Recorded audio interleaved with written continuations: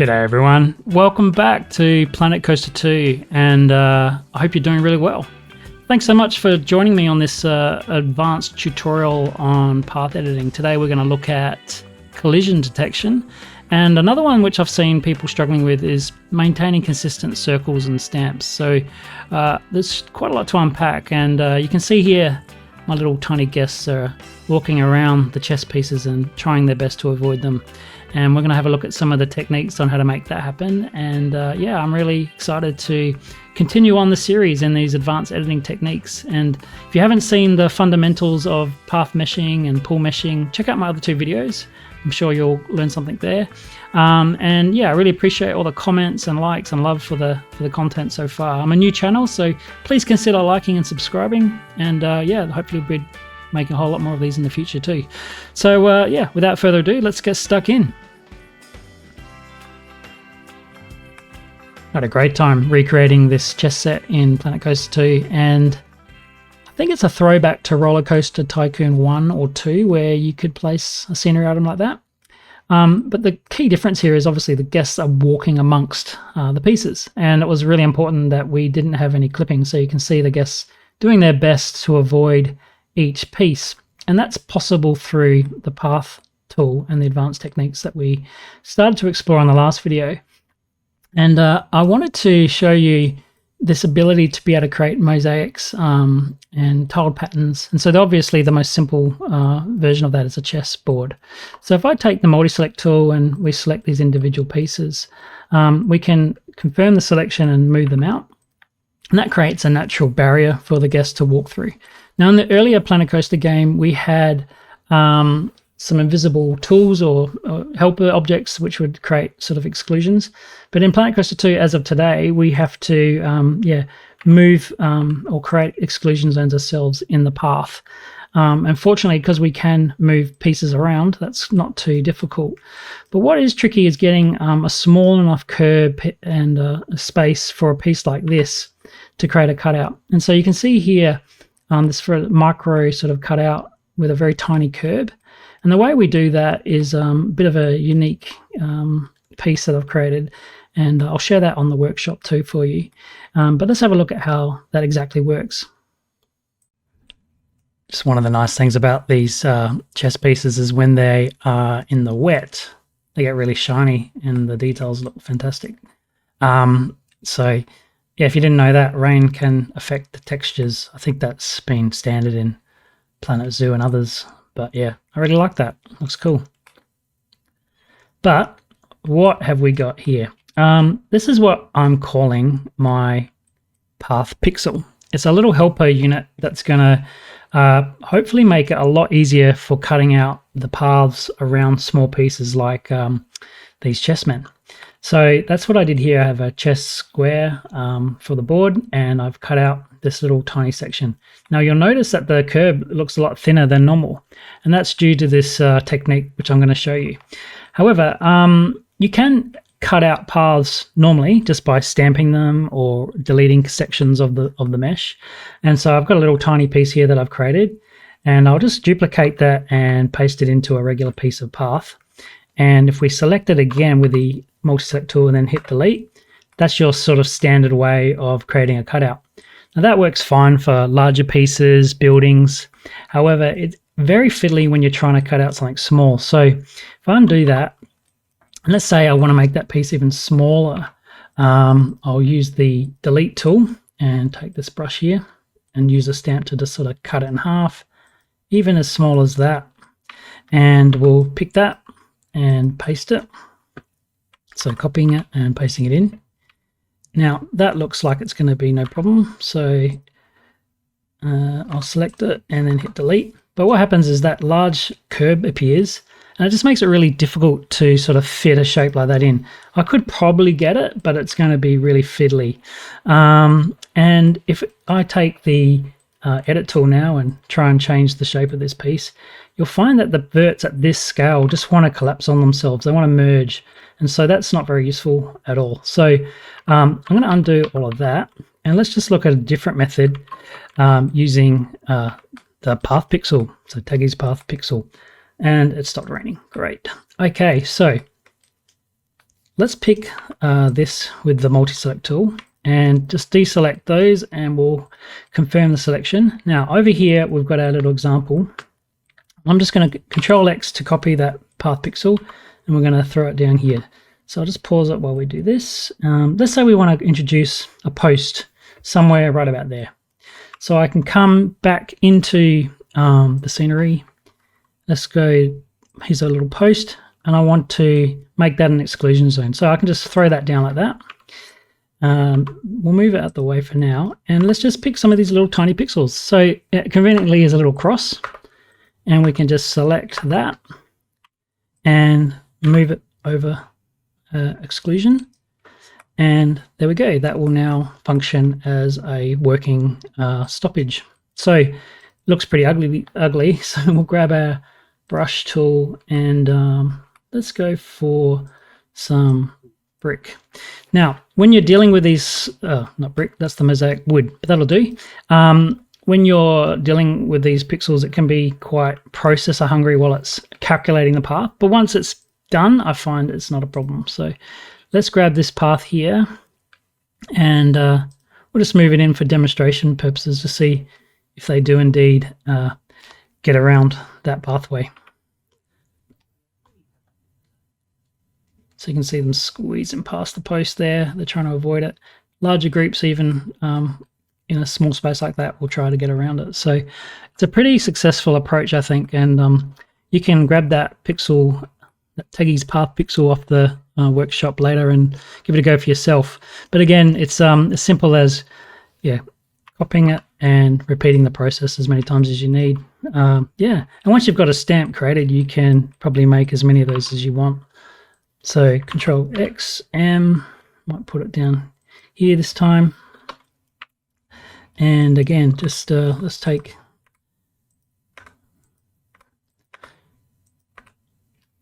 too small. Take one more there, and we'll grab this post, duplicate it,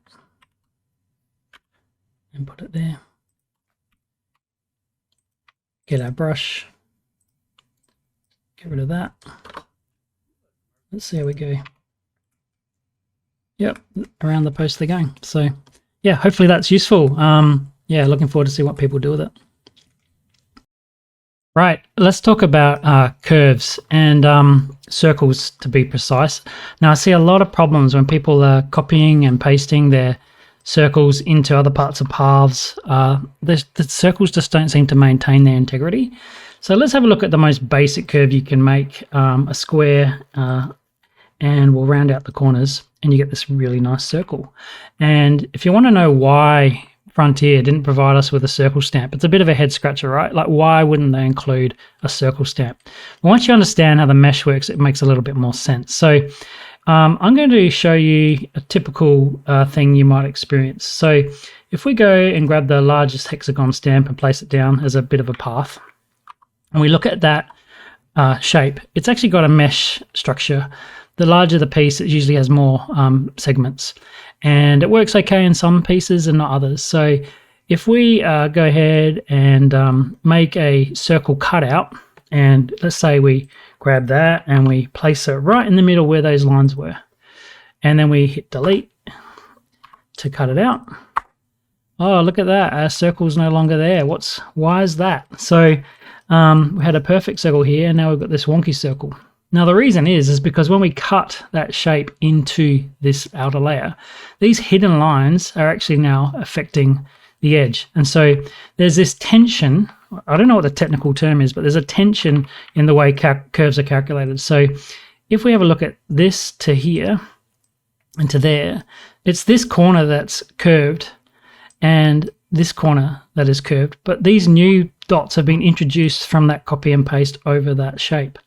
And so you can see there's this perfect curve between these 3 points because it's that one that's curved. And there's this curve that's sort of weighted and tensioned towards this shorter piece now that's been introduced. So that's why you now go, okay, well, I'll just reround this, and it doesn't really do it. And you're going to be like super frustrated because your circle that was perfect is no longer there. And you're sort of limited to how you can basically create that circle again. So what we have to do is create a different approach for cutting and pasting circles into meshes like that. So let's have a look.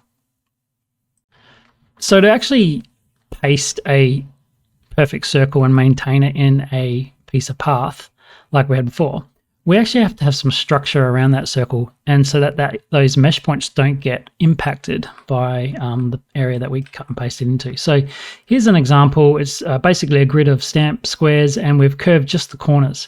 Now, if we only round the corners, we'll get a perfect circle. But if I round this point here, what's going to happen is that tension that's going to now carry right through across that line and into here. And these corners, because this one's pulling as well now because it's a rounded edge, it's going to distort this curve from that perfect circle. So we only actually want to apply the tension or the rounding tool to the actual corners to get that perfect circle. But the extra points help in maintaining some of that structure integrity when we want to cut and paste stamp, I guess, our custom round stamp into existing path. And so what you'll notice though is if I take these edges, and I'll carefully just get rid of these ones on the edge. The reason why I like to have basically a double layer or something like that is it gives us another layer of protection from some incidental movement that can happen. So this curve, we know this curve here is reliant on this point. So if I had this point here coming in slowly, you can see the tension actually happening. See how that is pulling the curve in, because this point is now, there's a threshold here where it's actually influencing that curve. And that can be annoying when you're trying to figure out. And see, once it's calculated, it sticks. Now you can come back in and re-round it. So there it is. And in this case, it's fine. However, when you've got a really complicated, messy path structure, that's going to be a real pain, a real nightmare. So I like to have a nice, I guess, structure around a stamp if you can afford it. And you can create smaller versions of these grids, so you don't have to have such a large thing to get around that. So let's do it from scratch. So I'm going to come back to paths and get our stamp. And we'll just take the smallest little guy and we'll just stamp in our basic shape. So clicking through this. And so even this circle is going to have some protection, right? Because those outer points won't get impacted. So I can come out here and get another path. And let's just get some hexagons and we'll go nuts. We'll paste these all over and grab that. And we're going to copy and paste it and throw it all down. Just to sort of see, you might have been building your path and you don't want to change it now because it's all perfect. But actually underneath it looks horrible, so something like that. And so you want to bring in your little cutout circle. Maybe you're building a little fountain or something.